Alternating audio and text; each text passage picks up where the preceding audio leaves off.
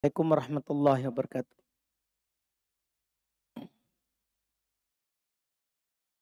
Innal hamdalillah nahmaduhu wa nasta'inuhu wa nastaghfiruh wa na'udzu billahi min shururi anfusina wa min sayyiati a'malina. May yahdihillahu fala mudhillalah wa may yudlil fala hadiyalah. Asyhadu an la ilaha illallah wahdahu la syarikalah wa asyhadu anna Muhammadan abduhu wa rasuluh. Sallallahu alaihi wa ala alihi wa ashabihi wa man tabi'ahum bi ihsan ila yaumiddin. Amma ba'd. Alhamdulillah, kita lanjutkan lagi pelajaran fikih dengan membaca kitab Al-Ghayatu wa Taqrib atau yang dikenal dengan Matan Abi Syuja karya Imam Al-Qadhi Abu Syuja Ahmad ibn Husain Al-Asfahani rahimahullah. Kita masih di alhamdulillah pembahasan kitabun nikah terkait dengan pernikahan, dan pembahasan kita terakhir adalah tentang mahar. Kita sudah katakan di pembahasan mahar bahwa seorang jika melakukan akad pernikahan maka disyariatkan ada mahar, dan yang paling terakhir kita katakan mahar itu tidak ada batasan paling sedikit dan paling banyaknya, paling sedikit dan paling banyaknya. Saya sebutkan bahwa Nabi SAW hadits belum menikahi salah seorang dari istrinya dengan mahar yang banyak yang diberikan oleh Raja Najasyi.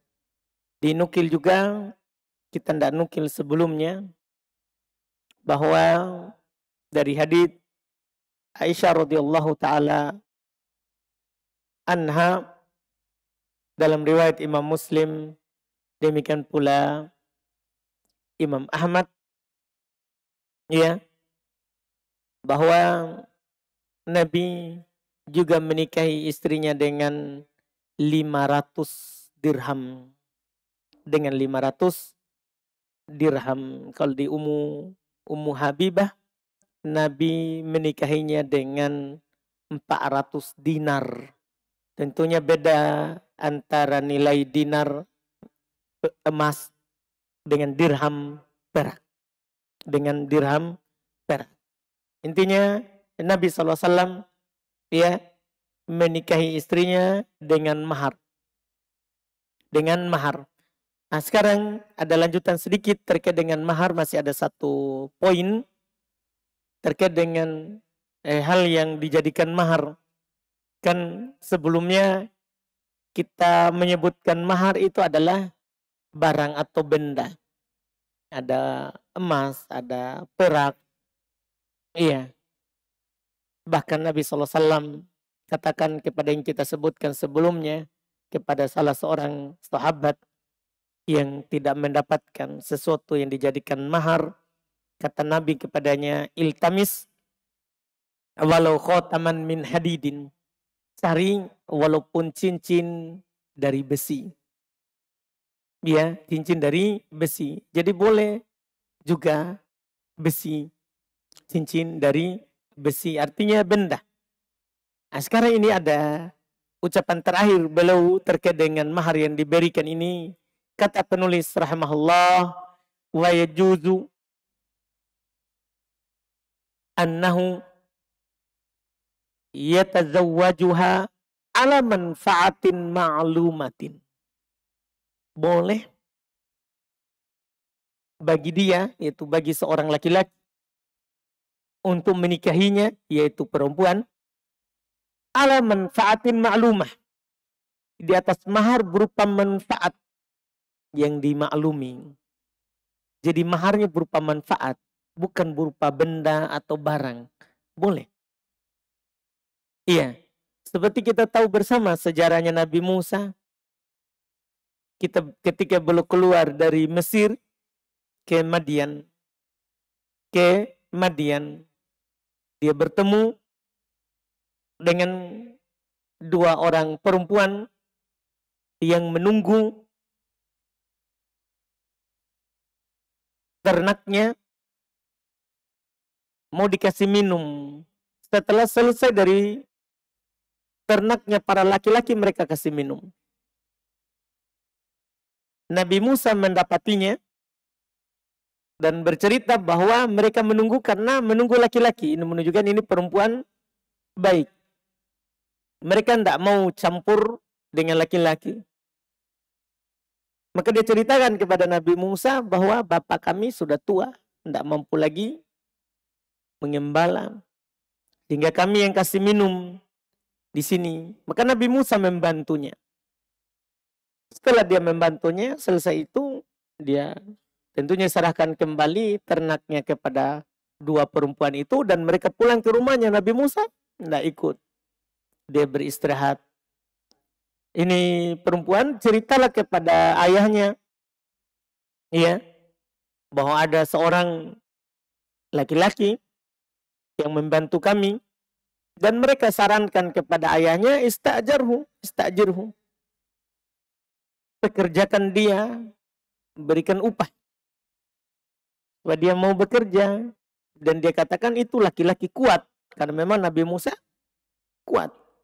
Kan mereka tidak tahu karena itu terjadi sebelum belum diangkat menjadi rasul. Sebelum diangkat menjadi rasul. Maka ayahnya bilang coba panggil. Maka datanglah perempuan tadi kepada Nabi Musa al-istihya. Malu dia datangkan, tapi kan tidak ada orang lain yang bisa memanggil ya Nabi Musa. Akhirnya dia katakan, bapakku memanggil kamu. Sampai ke rumahnya, ke rumah ayahnya, Nabi Musa ke sana. Maka ayahnya perempuan itu menawarkanlah Nabi Musa untuk bekerja. Gajinya adalah kamu nikahi anak saya, itu jadi maharnya. Itu namanya manfaat maklumah. Iya, maharnya adalah kamu bekerja untuk saya 8 tahun. Kalau kamu mau, boleh kamu sempurnakan 10. Boleh kamu sempurnakan 10 tahun. Itu akadnya. Itulah maharnya. Maka Nabi Musa sepakat. Nabi Musa sepakat. Dan mereka menjadikan Allah sebagai saksi dari kesepakatan itu. Nah ini berarti maharnya kan tidak ada secara barang. Maharnya adalah apa? Berupa apa? Manfaat yang dimaklumi. Manfaat yang dimaklumi. Dibolehkan mahar seperti itu. Dibolehkan. Iya. Mahar dengan syarat ada manfaat yang dimaklumi. Dibolehkan. Itu di hal yang dibolehkan. Karena intinya adalah ada mahar. Intinya adalah ada mahar. Ini disebutkan. Iya. Demikian pula hal-hal yang manfaat yang lain. Hal-hal yang bermanfaat yang lain. Manfaatnya yang dimaharkan, bukan barangnya. Kita sekarang misalnya orang jadikan mahar motor misalnya. Ya. Atau mahar sawah. Boleh dijadikan mahar bukan sawahnya, tapi manfaatnya. Maharku adalah sawah ini, yaitu hasil panennya selama sekian tahun. Boleh. Itu namanya manfaat yang dimaklumi. Jadi bukan sawahnya yang dijadikan mahar, tapi apanya? Hasilnya. Demikian pula motor misalnya. Saya mau jadikan mahar ini, motor saya ini. Ya. Boleh diambil manfaat dari maharku ini. Selama setahun misalnya. Selama setahun. Ini bukan gade. Ini bukan menggadekan. Tapi mahar berupa apa? Manfaat. Mahar berupa manfaat. Ini dikatakan sebagai hal yang dibolehkan. Sebagai hal yang dibolehkan. Ini kalau tidak ada apa-apa. Tidak ada apa-apa. Seorang tidak ada, sudah cari hal yang bisa dijadikan mahar tapi dia tidak mampu. Ya, maka dia boleh maharnya dengan apa? Manfaat. Tapi manfaatnya yang dibilang tadi harus maklum, bukan yang majhul. Artinya tidak boleh itu dijadikan mahar burung masih di langit, ikan masih di laut. Tidak boleh, harus sesuatu yang dimaklumi. Memang ini nyata. Ya, nyata. Dia punya sawah, hasilnya nyata. Setiap tahun sekian, setiap kali panen sekian. Dibolehkan.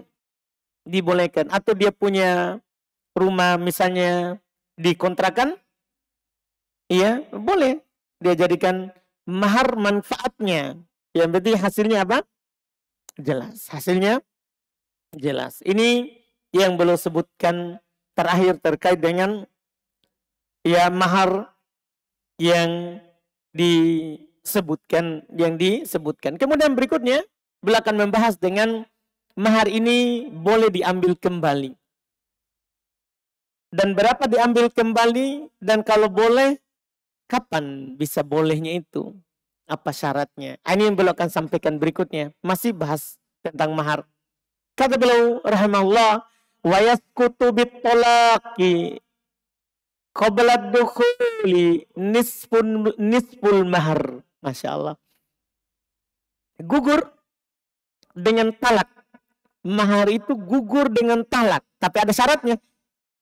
Qabla dukhul, sebelum masuk. Sebelum masuk maksudnya sebelum berhubungan badan. Nisful mahar, setengah mahar. Ada orang akad dengan seorang perempuan dengan mahar yang telah disebutkan. Misalnya ada orang akad maharnya 10 juta.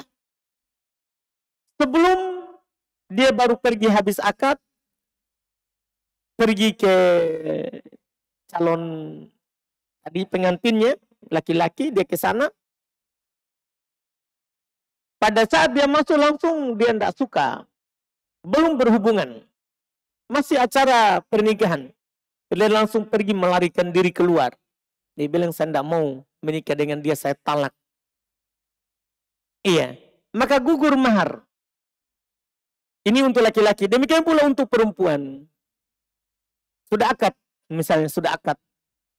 Pada saat laki-lakinya masuk, langsung dia pergi melarikan diri. Iya.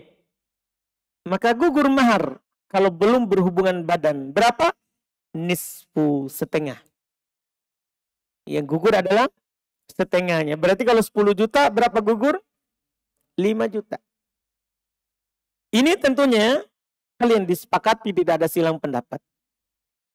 Karena Allah Subhanahu wa taala berfirman, wa in talaqtumuhunna min qabli an tamassuhunna wa qad faradtum lahunna fariidah fanisfu ma faradtum. Jika kalian mentalak mereka sebelum kalian sentuh. Sentuh di sini maksudnya berhubungan badan, bukan sentuh biasa. Maka dan kalian telah memfardukan mahar, maka setengah yang kalian sebutkan dalam mahar. Ini yang disebutkan. Ini kalau dia mentalak. Dan para ulama juga menyebutkan kalau perempuan yang mentalak, katanya tidak kembali walaupun setengah. Nanti kita akan bahas juga berikutnya nanti kalau perempuan yang mentalak apa namanya. Nanti namanya juga beda. Bukan talak, tapi khulu. Insya Allah akan datang pembahasannya. Ini terkait dengan kalau ada orang mentalak istrinya yang baru dia nikahi sebelum dia gauli. Maka kembali maharnya setengah. Kembali maharnya setengah. Ini kalau maharnya dia sudah serahkan.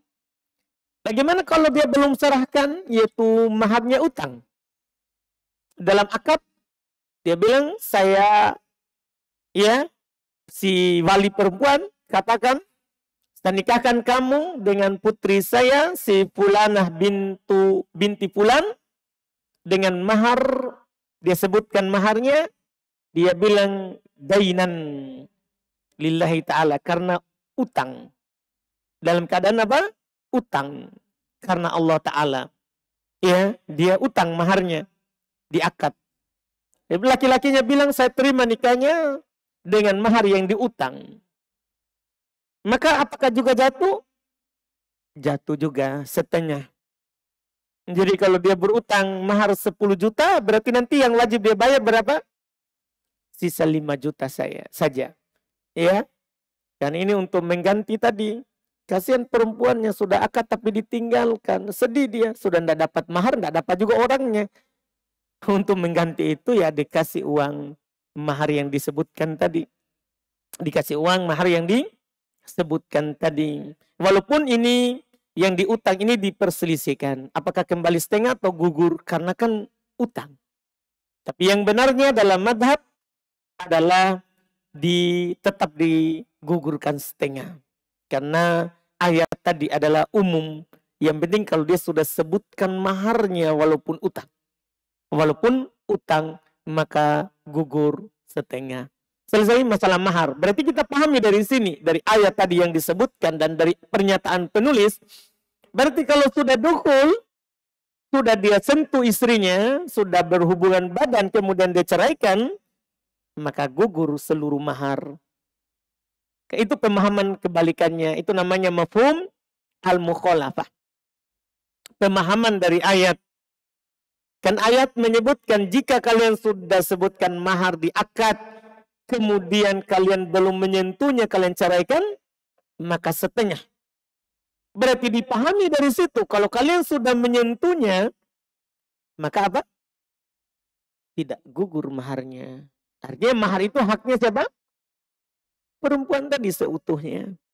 Mahar tadi hak perempuan itu seutuhnya. Karena dia halalkan kemaluan perempuan itu yang dengan maharnya. Dengan berjanji kepada Allah Subhanahu wa Ta'ala. Kalimat akad. Sehingga tidak gugur. Sehingga tidak gugur. Itu tentunya jelas dan itu disepakati. Tidak ada silang pendapat. Tidak ada silang pendapat. Kemudian setelahnya beliau berbicara tentang perayaan pernikahan. Kata beliau rahimahullahu ta'ala wal walimatu alal ursi mustahabbah. Merayakan atas pernikahan itu sunnah.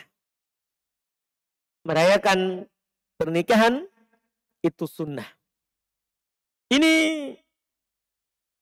pada hakikatnya di kalangan ulama kita, bahkan ulama Syafi'iyah, ada dua pendapat. Yang belum sebutkan ini pendapat pertama, bahwa melakukan acara pernikahan itu hukumnya sunnah. Merayakannya, membuat acara. Iya. Di sana ada juga ulama yang berpendapat hukumnya adalah wajib. Bahkan seperti itu. Maka mereka berdalil dengan hadis yang diriwayatkan oleh Al-Imam Al-Bukhari, juga Imam Muslim, dari Anas bin Malik radhiyallahu taala anhu, ya, bahasanya Nabi sallallahu alaihi wasallam berkata kepada Abdurrahman bin Auf, beliau telah menikah tapi Nabi tidak mendengar ada acara pernikahannya. Maka ketika Nabi menjumpainya, Nabi bertanya kepadanya, apa ini? Dia katakan, saya sudah menikah ya Rasulullah. Kata Nabi kepada beliau adalah, aulim walau bisa. Rayakan walaupun dengan seekor kambing. Ini kata aulim, ini fil amr, kata kerja perintah. Kata kerja apa? Perintah. Yang mana kaidah usulnya, al-amru lil wujub. Namanya perintah itu, maka wajib hukumnya. Dari sini, para ulama mengatakan wajib kita membuat acara dalam pernikahan. Walaupun dengan seekor kambing, artinya ya sesuai dengan kemampuan. Wajib kita buat acara. Sesuai kemampuan. Kalau kita tidak bisa besar, seekor kambing boleh. diacarakan. Nggak bisa beli kambing, kan bisa ayam. 100.000 3 begitu ya. Iya, yang penting acarakan.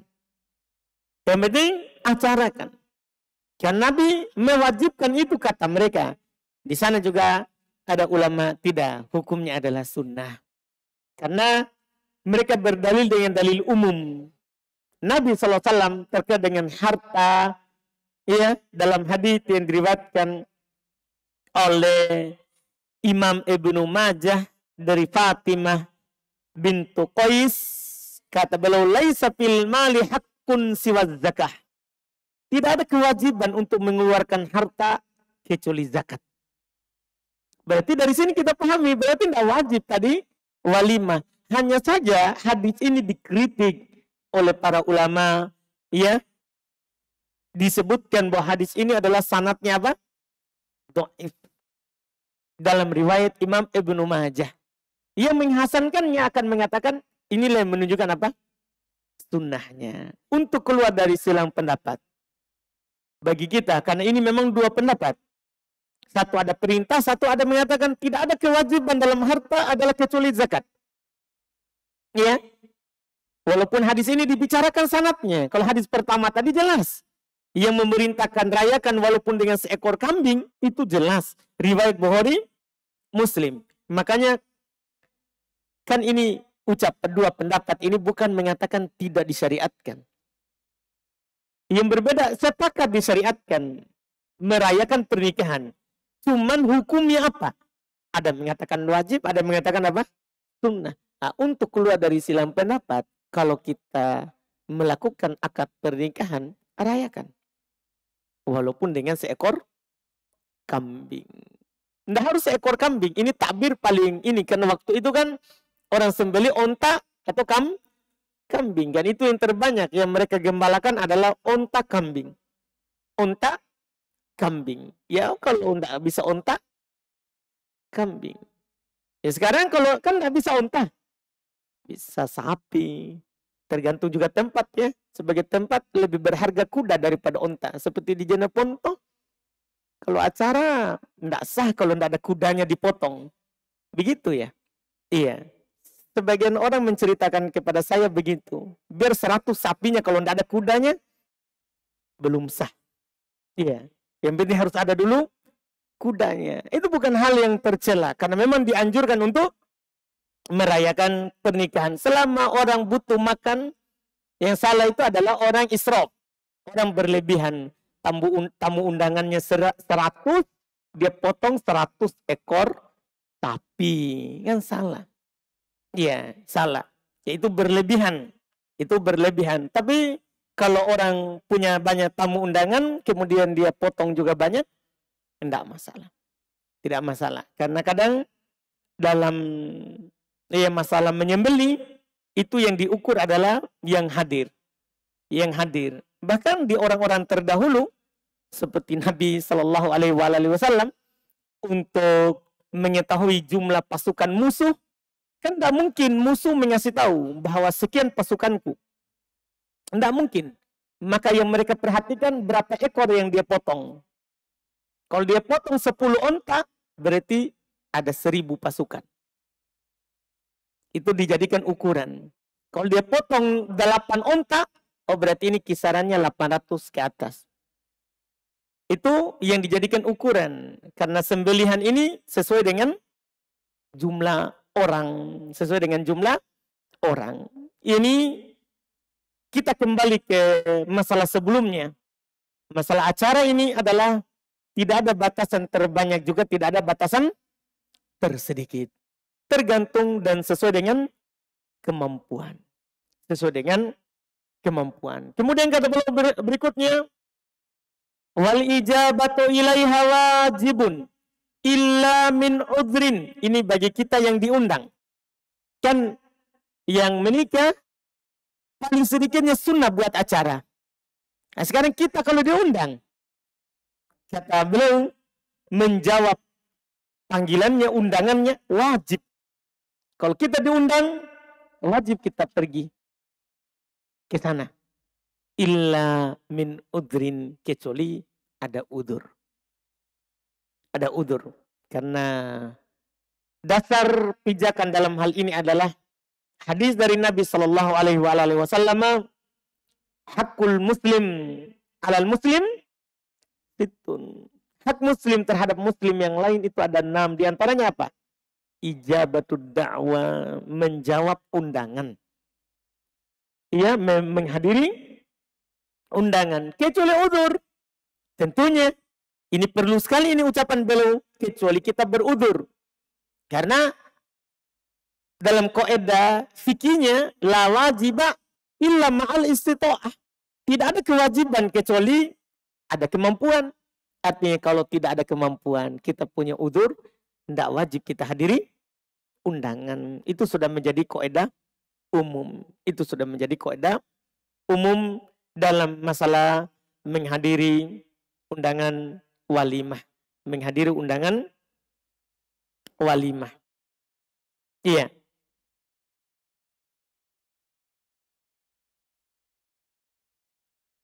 Kemudian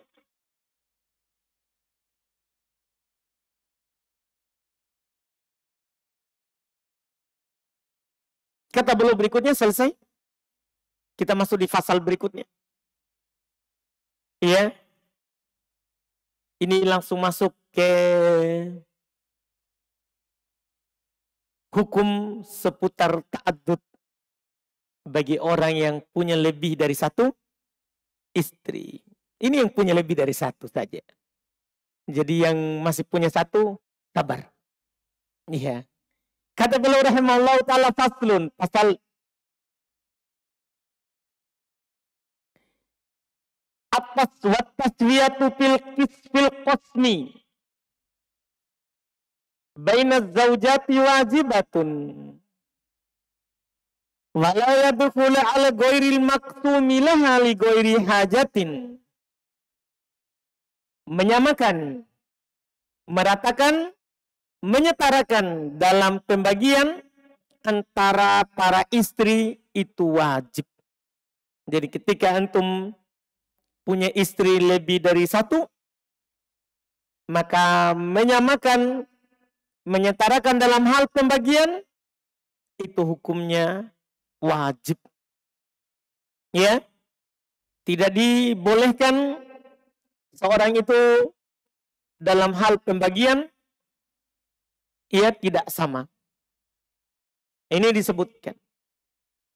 Dalam hal pakaian,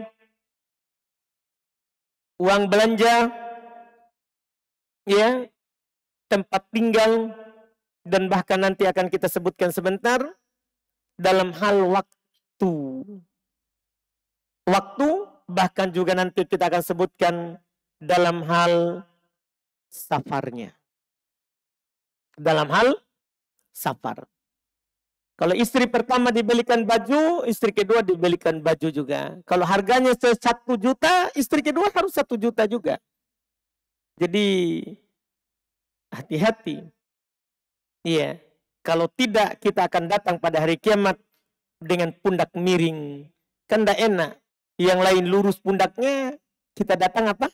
Miring. Dilihat semua orang. Kenapa itu? Oh, dia punya istri lebih dari 1 tapi tidak adil.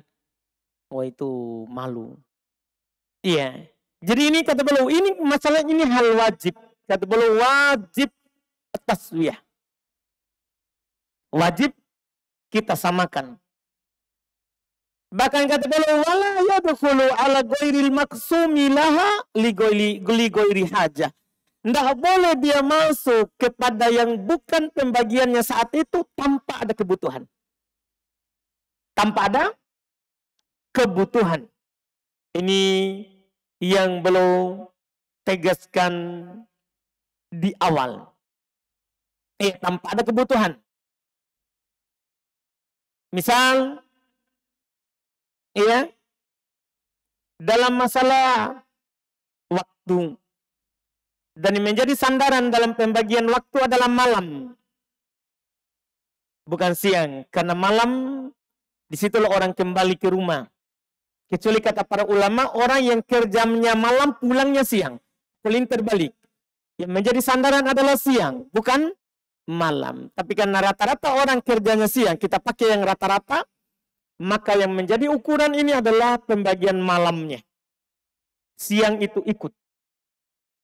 Siang itu adalah apa? Ikut dari malam. Malamnya harus sama. Misalnya kita bilang di sini 2 malam berturut-turut, di sana 2 malam juga berturut-turut, baru begitu seterusnya.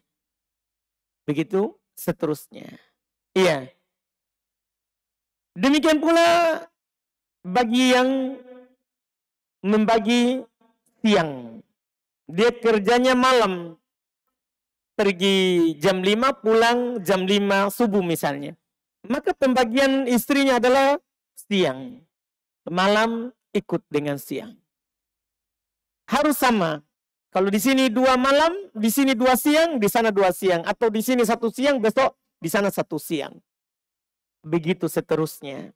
Demikian pula dalam hal kata para ulama, al-makan, dalam hal tempat. Para ulama menegaskan yuhramu alaihi ayyajma'a baina zaujataini aw zaujati fi maskanin wahid. Haram bagi seorang suami untuk mengumpulkan 2 istrinya atau lebih dari 2 istrinya dalam satu tempat tinggal. Karena kalau dia belikan rumah 1 orang, ya dia harus belikan rumah semuanya. Istri pertama ada, istri kedua ada. Jadi jangan dulu pikir istri pertama masih kontra, mau tambah lagi kontrakan baru. Iya. Jadi kalau pertama kontra, yang kedua kontra. Ya. Kalau pertama punya rumah, kan sebagian orang, saya nikahi kan ada rumahnya. 1 kontrak. Waduh, repot kita. Ini haram. Kasihan kadang sebagian orang kan kita lihat hanya kasih semangat. Tapi tidak membicarakan hukum. Tidak membicarakan hukum. Kita bolehlah kasih semangat. Itu namanya cerita warkop. Bukan cerita ilmiah syariat. Iya. Ada pernah saya dengar orang, dia kasih semangat orang lain. Iya. Dia bilang, bayangkan kalau kita salah. Berapa orang yang nasihati? Kalau yang punya 1, hanya 1. Ya ingatkan. Kalau punya 2 orang ingatkan. Masya Allah. Buat semangat. Cerita warkop. Itu cerita warkop. Bukan cerita ilmiah hukum syar'i. Kalau hukum syar'i bukan begitu. Hukum syar'i, kalau kita berbicara hukum syar'i, bukan 2 orang menasihati lebih baik daripada 1. Bukan, ini kita bercerita sekarang bukan warkop, ini masjid. Berarti kita bercerita apa hukum? Syar'i. Hukum syar'i, kita tidak boleh sembarang kasih semangat orang. Haram atasnya untuk menempatkan 2 istrinya, atau 3 istrinya, atau 4 istrinya, dalam 1 tempat tinggal. Bahkan kata para ulama, walau lailatan wahidah. Walaupun 1 malam. Walaupun dalam 1 malam. Tidak boleh ditempatkan dalam 1 rumah. Tidak boleh. Iya. Kenapa? Apa kata para ulama? Li'annahu yu'addi ila kathratil mukhasamah. Iya. Karena akan mengantarkan kepada nanti banyak perdebatan. Kita 1 rumah. Siapa yang masak? Siapa yang serika baju? Belum lagi 1 punya banyak anak, 1 punya tidak punya anak. Nah, ini masalah nanti orang akan berdebat. Iya. Kalau dalam 1 rumah, beda kalau beda rumah. Karena masing-masing mengurus urusannya masing-masing. Dan juga para ulama rahimahumullah ta'ala mengatakan, wal khuruj 'anit ta'ati lima bainahuma minal wahsyah. Dan akan keluar dari ketaatan karena tidak saling mengenal. Kadang ya masing-masing perempuan punya sifat yang berbeda-beda. Punya sifat yang berbeda-beda. Makanya para ulama mengatakan ketika seorang itu kasih 1 rumah istrinya, walaisa dzalika minal mu'asyarah bil ma'ruf, itu tidak masuk dalam mempergauli istri dengan ma'ruf. Kan kita wajib memperlakukan istri kita dengan ma'ruf. Allah berfirman, wa'ashiruhunna bil ma'ruf. Hiduplah bersama istri itu dengan ma'ruf. Berma'ruf itu ya masing-masing punya rumah. Masing-masing punya rumah. Ini yang disebutkan. Iya. Dan juga ya mereka mengingatkan tadi seperti yang dikatakan oleh penulis, tidak boleh masuk kepada yang bukan bagiannya di hari itu tanpa ada kebutuhan. Itu yang perlu ingatkan, tidak boleh. Karena kadang sebagian suami banyak alasannya.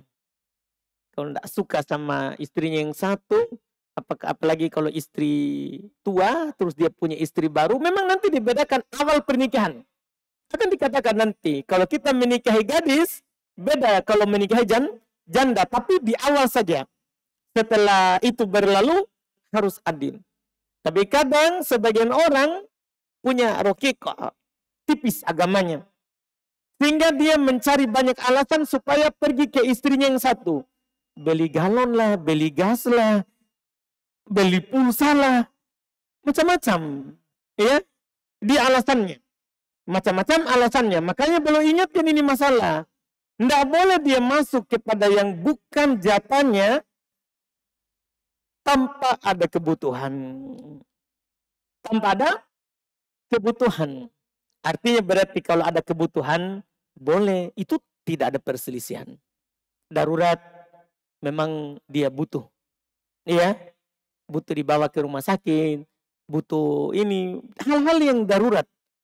Itu tentunya dibolehkan. Itu tentunya dibolehkan.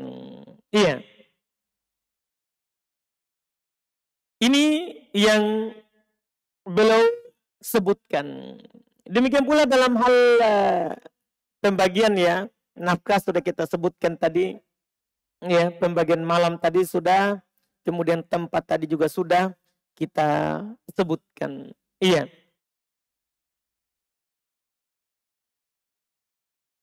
Dan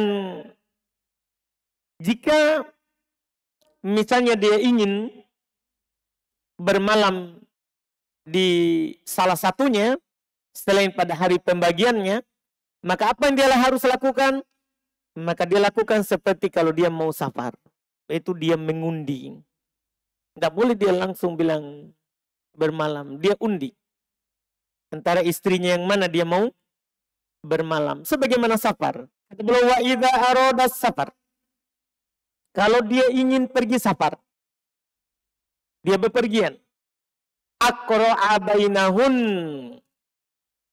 iya, maka dia mengundi di antara mereka. Maka dia mengundi di antara istrinya. Iya, dia mengundi di antara istrinya. Ini yang dia lakukan. Ini tentunya berdasarkan hadis dari Nabi kita Muhammad SAW. Iya. Dari Aisyah radhiyallahu taala anha, riwayat Imam Al-Bukhari dan Imam Muslim. Dan ini yang harus ditahu oleh orang yang ta'addud. Tidak boleh dia tiba-tiba mengajak yang satu karena ini tidak punya anak, atau yang ini dia punya banyak anak. Tidak boleh. Harus Qur'an. Ya risiko. Kalau dia punya anak, ya bawa dengan anaknya. Kalau memang dikhawatirkan anaknya, siapa suruh kawin. Nah, ini risiko. Tidak boleh dia harus Qur'an, harus undi. Dalilnya adalah hadits Aisyah radhiyallahu taala anha, beliau berkata, "Kana Rasulullah sallallahu alaihi wasallam idza arada safar." Adalah Rasulullah sallallahu alaihi wasallam kalau ingin safar, aqra'a baina nisa'ih, maka belum mengundi antara istrinya. Ini tuntunan manusia terbaik. Belum mengundi antara para istrinya. Fa'iyatuhunna kharaja sahmuha kharaja biha. Mana di antara mereka yang keluar namanya, itulah yang Nabi safar dengannya. Itu yang Nabi safar dengannya. Makanya penulis tegaskan, wa yakhruju billati takhruju lahal Qur'ah. Dia safar dengan yang keluar Qur'annya. Ini namanya keadilan. Ini namanya adil. Karena kalau kita langsung tunjuk, itu bahaya. Itu menunjukkan kita ada kecondongan. Ada kecondongan. Nanti itu membuat hati juga istri sakit. Tapi kalau kita undi, itu adalah ketentuan Allah. Allah yang kasih keluar namanya. Itu membuat nanti dia ridho. dengan pembagian itu. Karena itu adalah diundi. Karena yang wajib bagi seorang suami untuk menjaga perasaan dari istrinya. Bahkan kalau dia berada di satu tempat, misalnya anggaplah dia lagi pergi walimahan. Dia walimahan pergi bawa semua istrinya hadir di pesta karena bukan safar. Tidak boleh dia hanya telepon yang satu. Kasih tahu nah keluar mi. Kasih tahu yang lain. Tidak boleh, masing-masing dia harus telepon. Kita sudah mau pulang. Telepon lagi yang satu, kita sudah mau pulang. Telepon lagi yang satu kalau tiga, kita sudah mau pulang. Tidak boleh, nanti kalau kita telepon yang satu, dia mentong nggak suka karena telepon.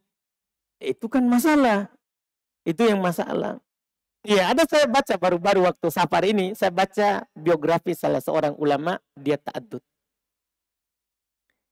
Diceritakan termasuk dia adalah orang yang paling adil dalam biografinya terhadap istrinya.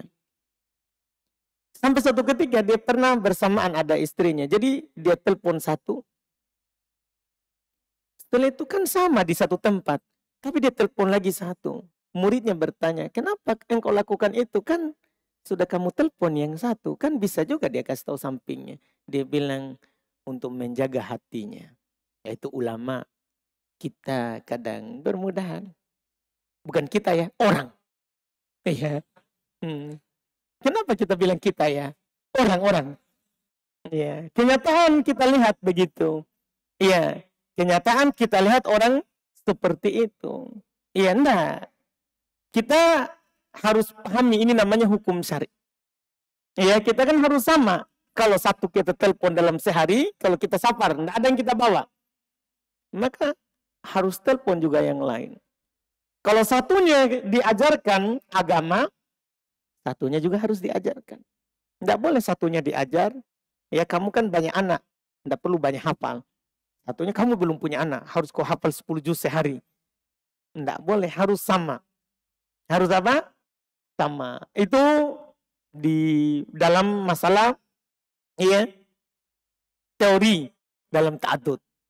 Iya, dalam teori. Ini teori syar'i. Ini adalah teori syar'i. Kemudian kita tutup dengan pembahasan setelahnya.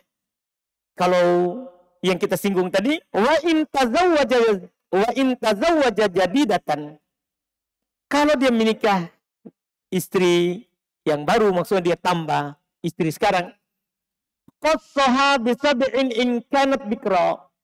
Maka boleh dia khususkan awal pernikahannya itu dengan perempuan yang dia baru nikah itu 7 malam. Tapi jika dia gadis, setelah hari ke-7 sudah berlaku pembagian normal. Paham Bang Dul? Alhamdulillah. Jadi ini ilmu Bang Dul. Iya. Tapi wa in kanat sayyiban bisalah. Kalau dia yang dia nikahi yang baru ini, istri kedua atau ketiga atau keempat ini adalah janda, bisalah, maka 3 malam. Jadi setelah akad, 3 malam bermalam di situ, baru berlaku pembagian normal. Kalau gadis, 7 malam di situ, setelah itu berjalan pembagian normal. Tergantung kesepakatan antara beberapa negara yang kita punya. Iya, itu yang dilakukan. Ini bagi orang yang menikah. Iya, lebih dari 1. Ini yang terakhir, kemudian nanti insya Allah di pertemuan akan datang, kita masuk di perempuan yang dikhawatirkan tidak taat. Ya, ini kita akhirkan karena hari ini kita lagi bahas yang taat-taat. Alhamdulillah. Iya. Saya lihat wajah-wajah berseri-seri membahas teori ta'addud ini. Alhamdulillah. Antara berani atau tidak berani nanti ya. Baik. Kita cukupkan dulu, kita dengar adzan, baru kita lanjut di tanya jawab.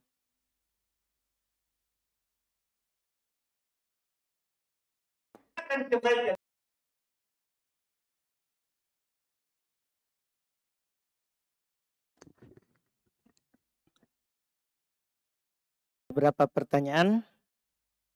Pertama, apa Ustaz? apa hukuman atau adab bagi orang yang tidak adil terhadap istrinya? Masya Allah. Ini pertanyaan pertama langsung ya. Iya. Hukumnya adalah nanti, saya sudah sebutkan tadi. Akan datang di hari kiamat dalam keadaan ya miring pundaknya. Itulah hukumannya. Itu belum diadab. Itu masih di padang mahsyar. Itu masih di padang mahsyar. Itu menunjukkan tercelanya ya dan berdosanya orang yang tidak adil terhadap istrinya.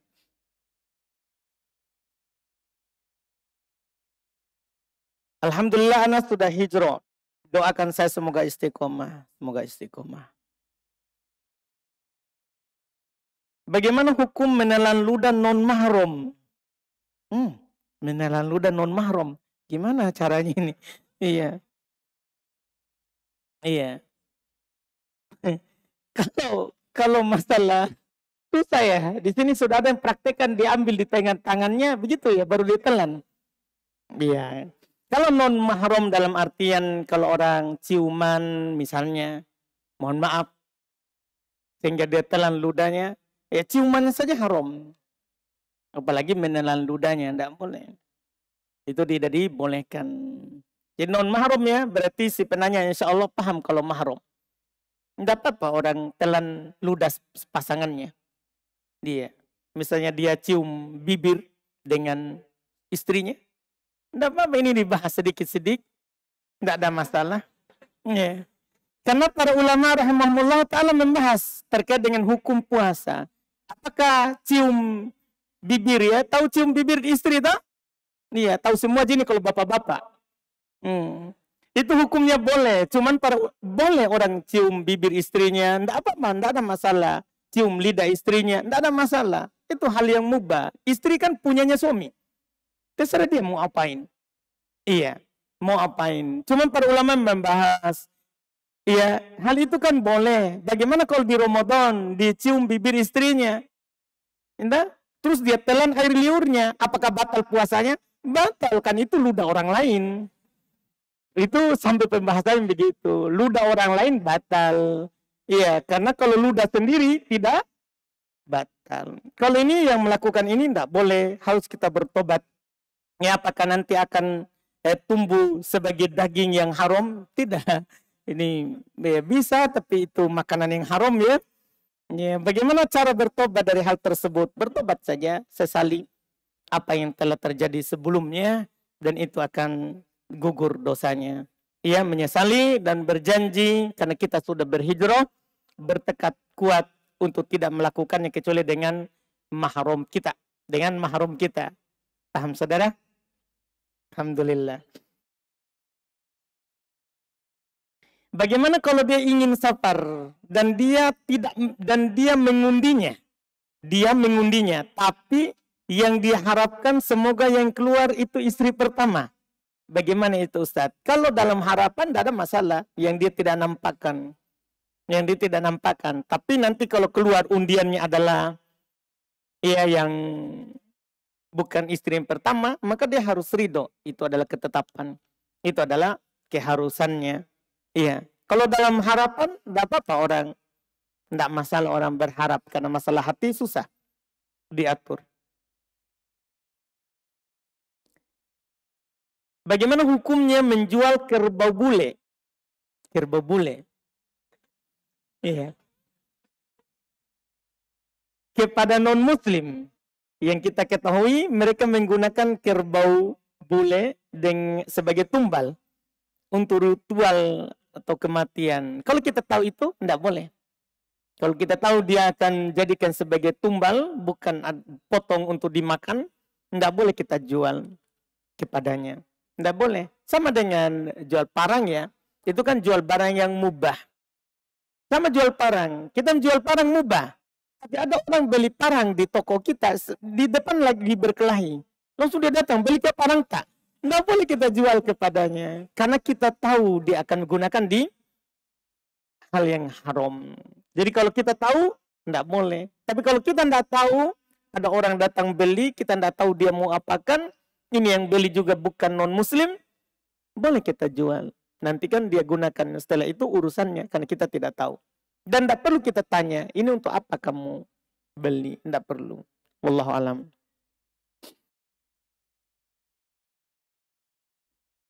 Kemudian berikutnya, kakek dari ibu saya mempunyai 4 istri. Masya Allah. Kakeknya. Dan masing-masing dari istrinya mempunyai anak. Apakah anak dari selain saudara ibu saya itu mahram Ustadz? Iya, mahram. Mahramnya kan? Yang bukan mahram kan nanti anaknya. Yang anaknya. Kalau anaknya kan namanya apa? Sudah sepupu ya? Sudah sepupu kan? Ya sudah sepupu.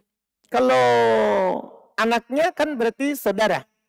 Berarti saudara seayah. Saudara seayah semuanya. Iya, mahram. Yang bukan mahram itu kalau masing-masing bawa. Misalnya ayah kita punya anak, misalnya kita. Kemudian dia menikah dengan seorang perempuan. Dan seorang perempuan ini punya anak laki-laki. Sama-sama bawa anak. Ini anak sama anak bukan mahram. Anak sama anak bukan mahram. Wallahu a'lam.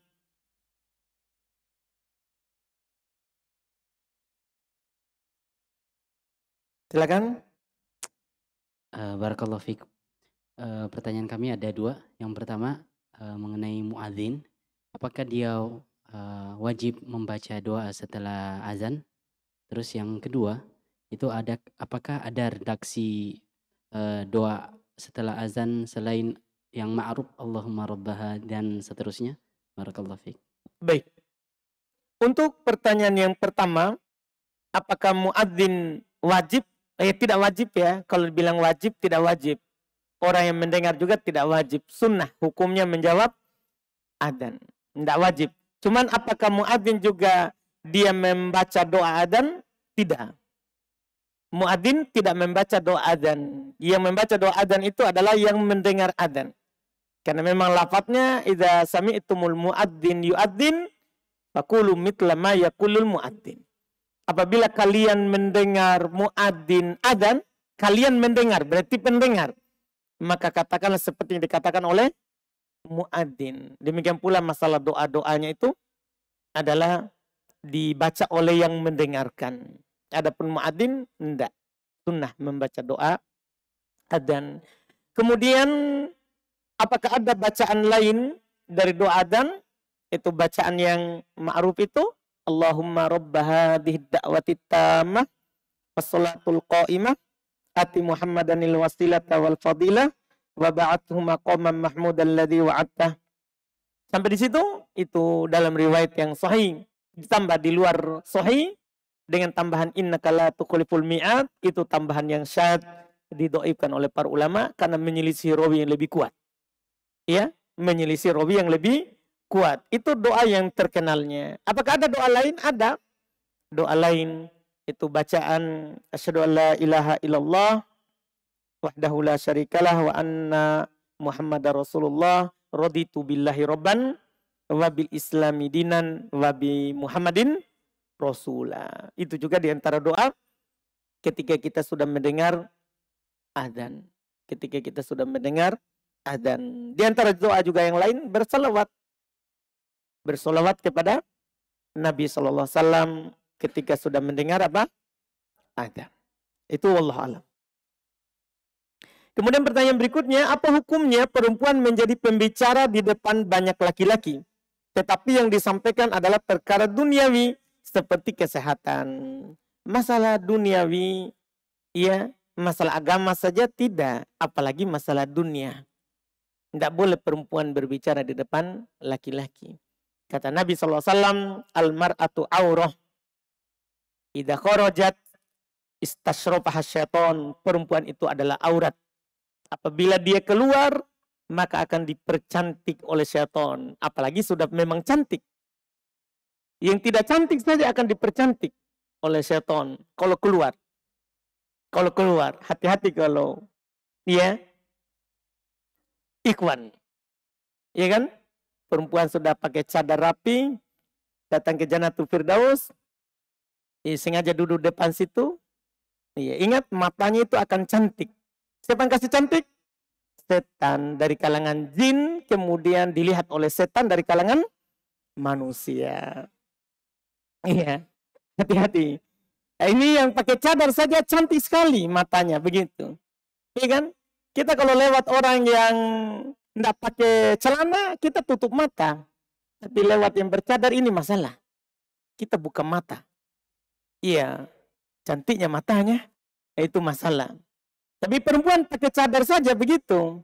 Akan diperhias oleh setan. Bagaimana lagi kalau kita tidak pakai? Depan laki-laki, kita tidak boleh berbicara. Haram, perempuan itu haram untuk berbicara di hadapan laki-laki. Ya, kecuali memang dia darurat untuk berbicara. Dia darurat untuk berbicara. Wallahu alam. Terkait menghadiri walimah, yang kita tahu ada konser musiknya. Mohon arahannya Ustadz. Itu termasuk udur. Tidak boleh menghadiri acara yang ada maksiatnya. Tidak boleh menghadiri, tidak wajib jadinya. Tidak wajib jadinya kita menghadiri acara yang ada di dalamnya maksiat. Bagaimana membedakan dalil yang maknanya makruh atau haram? Ya, dalil yang maknanya haram ada sigonya, ada lafadznya. Ada lafadz-lafadznya dibahas di usul fikih. Ya, apakah dengan lafadz tasrih, lafadz jelas dibilang harrama rabbukum, haramallah dengan lafadz begitu, atau dengan lafadz larangan, Allah melarang, berarti itu haram. Itu haram, atau Rasul melarang, itu berarti haram. Atau Allah melaknat pelakunya, berarti haram. Itu lafaz-lafaznya, itu diatur di usul fikih. Sudah ada lafaz-lafaz yang di sana. Insya Allah kalau kita belajar dengan lebih lama dan akan mempelajari usul fikih, kita akan mendapatkan itu. Jadi haram itu ada siaknya dan makruh juga ada konteksnya. Ada konteksnya.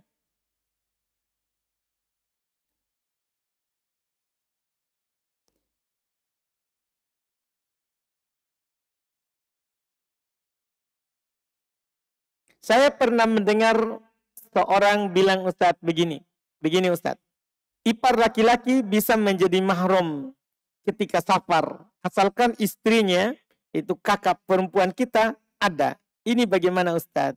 Tidak ada dalilnya. Tidak ada dalilnya yang bilang seperti itu. Ya, Nabi hanya mengatakan iyyakum waddukhul alan nisa. Hati-hati kalian masuk kepada perempuan. Seorang sahabat dari Ansori bertanya, kaifal ham, bagaimana kalau itu ipar? Bagaimana kalau itu ipar? Kata Nabi, alham al-maut, ipar itu kematian. Ipar itu kematian, apalagi safar. Safar lebih banyak jinnya. Safar lebih banyak jinnya. Orang kadang tersingkap hal-hal yang dia tidak sadari. Ya, itu berbahaya. Atau membutuhkan bantuan yang tidak disadari. Itu, iya. Pokoknya Nabi bilang ipar bahaya. Ipar bahaya. Jangan pernah merasa aman dari ipar. Jangan pernah merasa aman dari ipar.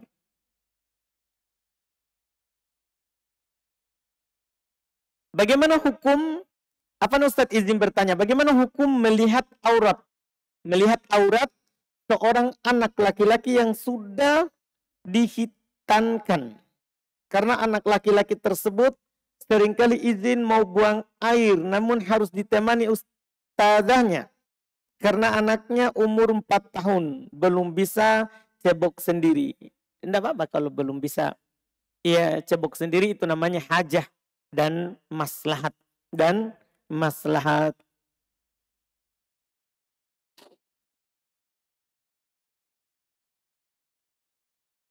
Ana meminta kulu kepada suami.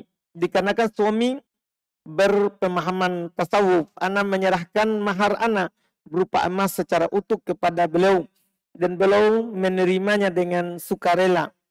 Maharnya berupa cincin emas 2 buah 5,6 gram. Apakah sikap ana sudah salah Ustaz? Ya, kalau kita sudah berhubungan badan salah tentunya. Ya salah, mahar itu tidak dikembalikan kalau sudah berhubungan badan. Ada catatannya ini, usia pernikahan sudah 6 bulan, otomatis sudah masuk berarti ya, kecuali masih mempertahankan perbatasan dalam 6 bulan itu, iya. Tapi ini waktu yang lama ya. Ya, kalau masih mempertahankan perbatasan selama 6 bulan itu, maka kita kembalikan setengah, itu seharusnya. Tapi dalam 6 bulan ini adalah kalau sudah tidak ada lagi perbatasan yang terjaga, maka kita tidak perlu kembalikan. Kita ambil maharnya utuh. Kita ambil maharnya utuh. Wallahu alam.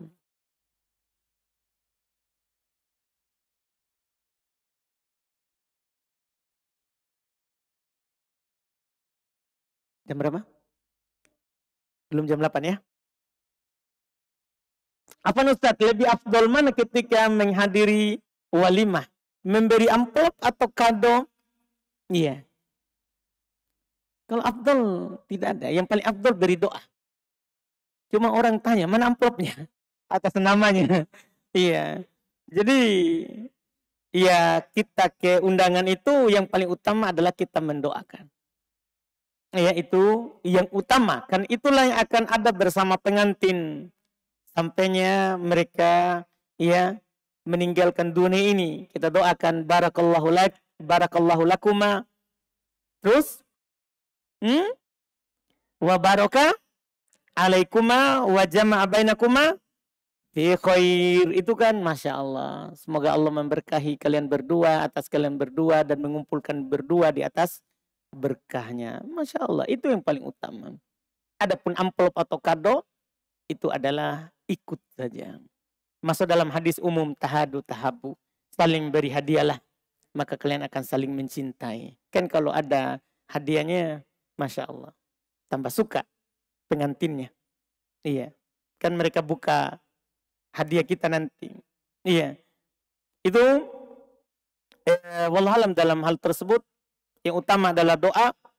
Masalah hadiah atau amplop itu dilihat kebutuhan, dilihat dari kebutuhan dan kebiasaan orang juga di tempat. Wallahualam.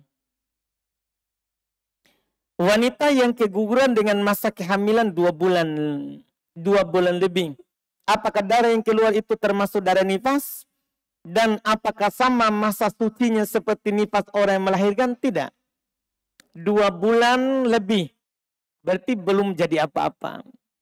Kalau 2 bulan lebih itu darah rusak, namanya darah istihadah, tidak masuk nifas, tidak masuk haid. Dia tetap sholat, tetap berpuasa di bulan Ramadan, tetap boleh suaminya menggaulinya. Itu kalau baru 2 bulan lebih. Tapi lebihnya sini sedikit ya, bukan lebih 3 bulan. Jangan sampai, karena kalau 2 bulan lebih 3 bulan berarti 5 bulan. Kalau 5 bulan sudah jadi manusia. Sudah jadi manusia. Jadi kalau 2 bulan belum jadi apa-apa. Jadi tidak berlaku hukum nifas. Dia hanya berlaku hukum darah rusak. Ada kasus seorang pria telah melakukan akad, kemudian mempelai wanita kabur. Apakah boleh dia meminta setengah dari uang penaiknya di luar maharnya? Boleh, sudah dibilang tadi. Ya setengah. Kemudian memenuhi undangan wajib, kecuali ada udur. Udur apakah yang membolehkan? Ustaz tadi sudah kita bilang di acara itu ada hal yang haram dilakukan. Ada khamar, ada musik, ya, ada misalnya campur baur antara laki-laki perempuan, itu semua udur. Atau kita sendiri itu udur terkait dengan di sana tempat kita hadiri. Atau kita sendiri berudur, kita sakit, atau kita baru pulang dari safar, kita capek, tidak mampu dulu keluar. Semua itu adalah apa? Udur untuk menghadiri undangan. Apakah keguguran adalah bentuk cinta dari Allah? Wallahualam kalau keguguran. Kalau seorang meninggal anak bayinya, dan ini bisa masuk kalau keguguran sudah jadi manusia. Itu sudah 3 kali 40 hari. Kalau usia kehamilannya sudah 3 kali 40 hari, itu kan sudah datang malaikat meniupkan ruhnya. Itu nanti masuk di meninggal anaknya. Kalau meninggal anaknya, Masya Allah, ya itu bentuk cinta dari Allah tentunya. Karena siapa yang kehilangan anak, maka itu akan menjadi syafaatnya nanti pada hari kiamat. Adapun keguguran sebelum itu, wallahualam. Kalau kita masukkan di ujian, masuk. Dan itu tentunya ujian. Siapa yang diuji berarti Allah cinta kepadanya. Wallahu alam.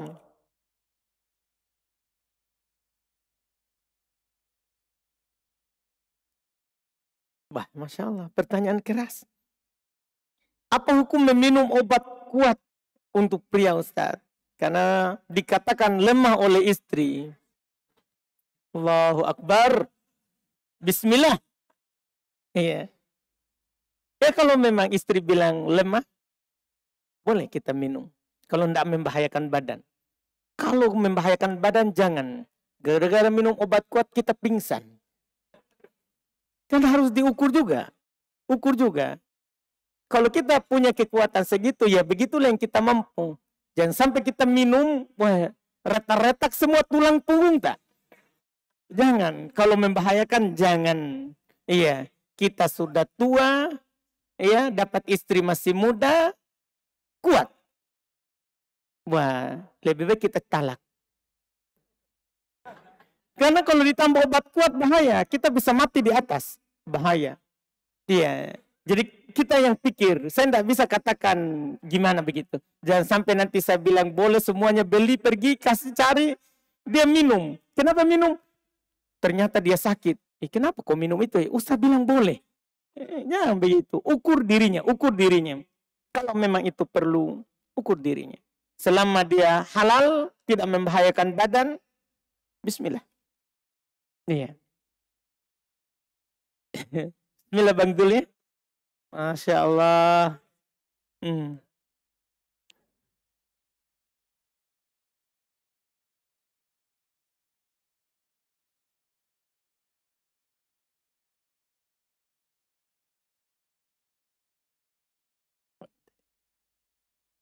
Sudah. Ampun. Kita baca ini pertanyaan terakhir saja ini. Alhamdulillah masih mau dinaikkan tapi sudah dulu. Izin bertanya Ustadz. Ketika ada teman mengadakan hajat, lalu orang tersebut mengundang kami lewat grup WA yang di dalamnya ada banyak orang. Apakah wajib kita datang orang yang ada di grup tersebut ataukah cukup perwakilan dari grup tersebut 1-5 orang saja? Apakah ketika saya tidak datang karena dengan alasan dia hanya mengundang lewat grup bukan secara personal atau cukup dari perwakilan dari grup tersebut? Iya. Kemudian pertanyaan pertama ya. Kalau dia undang umum di grup berarti umum. Kalau dia undang semua yang ada di grup, begitu bahasanya. Ya wajib semuanya. Wajib semuanya kecuali ada udzur. Ya, kecuali ada udzur, kecuali dia qaid. Saya undang yang ada di grup ini semua yang miskin. Sudah yang miskin saja. Kalau kita kaya enggak boleh kita pergi. Ya, kalau bahasanya itu namanya qaid, ada ketentuan syaratnya. Kalau tanpa syarat asalnya wajib semuanya hadir. Wajib semuanya hadir. Bagaimana jika ada seseorang yang diamanahkan untuk mengundang secara personal? Itu bagian dari orang yang mengadakan hajat tersebut. Apakah itu boleh dan wajib kita datang? Bagaimana jika ada seorang yang diamanahkan untuk mengundang secara personal? Kalau diundang secara khusus, apalagi kan? Di umum saja, iya kita hadir. Yang dimana pemilik hajat ini kami saling mengenal. Iya. Pokoknya jika kita diundang, kita hadir. Itu intinya. Jika kita tidak diundang, tidak boleh. Jika kita tidak diundang, tidak dibolehkan kita hadir. Kalau dia memang dia khususkan. Ada hadis terkait dengan undangan acara walimahan ini. Ya, tadi saya tidak membacanya. Iya.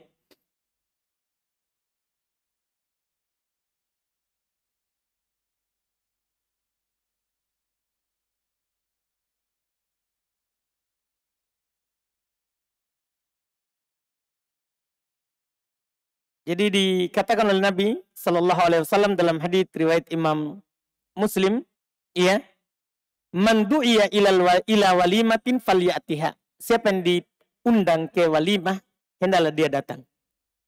Ini diantara dalil juga akan wajibnya tadi yang saya tidak sebutkan. Saya cukupkan dengan satu hadis. Kemudian juga dalam riwayat Muslim juga dikatakan man lam yujib dakwah faqad asallahu wa rasulah. Siapa yang tidak menjawab undangan, maka dia telah bermaksiat kepada Allah dan Rasulnya. Itu akan wajibnya menjawab undangan. Menjawab undangan. Iya. Kemudian disebutkan juga syarut to'amul walimah yumna'uha man ya'tiha wa yud'a ilaiha man ya'baha. Sejelek-jelek makanan adalah makanan walimah yang dia larang orang yang datang. Orang sudah datang dia bilang, kamu tidak diundang. Kalau sudah datang, persilakan. Walaupun dia tidak diundang. Tapi kalau kita tidak diundang berarti jangan datang. Supaya tidak menjadikan orang nanti menjadi makanan yang paling buruk. Karena Nabi katakan, ini hadis yang diriwayatkan juga oleh Imam Muslim. Syarut to'amul walimah. Sejelek-jelek makanan adalah makanan undangan acara pernikahan. Yumna'uha man ya'tiha. Dilarang orang yang datang. Ada orang datang dilarang dari makan. Tidak boleh kau makan, ini untuk orang kaya saja. Kau orang miskin makan sebelah sana. Itu makanan paling buruk. Terus wa yud'a ilaiha man ya'baha. Dan juga ternyata sejelek-jelek makanan walimah adalah mengundang orang yang tidak mau datang. Jadi kalau orang yang tidak mau datang, jangan diundang. Ini menunjukkan bahwa kalau kita diundang, datang. Karena kita akan menjadikan makanan walimah itu adalah makanan yang buruk. Karena kita diundang tapi kita tidak mau datang. Makanya kalau diundang, datang. Semua ini hadis yang diriwayatkan oleh Imam Muslim rahimahullahu ta'ala. Alhamdulillah. Kita cukupkan. Subhanakallah hamdik. Asyhadu an la ilaha illa anta astaghfiruka wa atubu ilaik. Assalamualaikum warahmatullahi wabarakatuh.